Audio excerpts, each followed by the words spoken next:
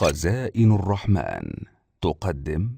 الحمد لله والصلاة والسلام على رسول الله وبعد. يوم عرفة يوم من أفضل الأيام عند الله، عظم الله أمره ورفع على الأيام قدره، يتفضل فيه الرب على العباد، فتجاب فيه الدعوات وتقال فيه العثرات، تغفر فيه الزلات وترفع أكف الضراعة إلى الله خاشعات راجيات، ويباهي الله فيه الملائكة بأهل عرفات. عن جابر عن النبي صلى الله عليه وسلم قال: ما من يوم أفضل عند الله من يوم عرفة، ينزل الله إلى السماء الدنيا فيباهي بأهل الأرض أهل السماء، يوم تعتق فيه الرقاب من النار، يوم تغفر فيه الذنوب للحاج وغيره، لذلك كان اليوم الذي بعده عيدا.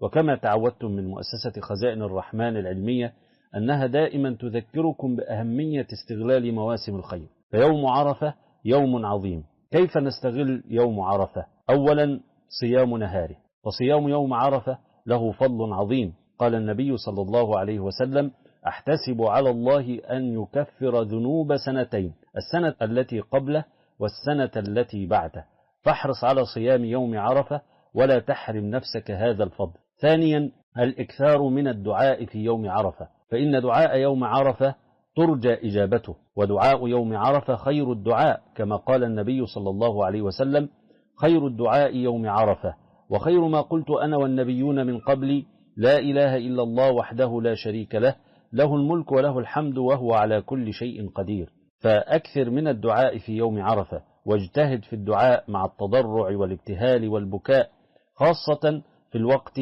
من بعد عصر يوم عرفة وحتى غروب الشمس، وادعوا بخيري الدنيا والآخرة. كم من أناس تحققت أمانيهم بدعاء يوم عرفة، وكم من أناس تغيرت حياتهم إلى الأفضل بدعاء يوم عرفة. فاحرص على صيام يوم عرفة، وأكثر من ذكر الله فيه، وأكثر من الدعاء.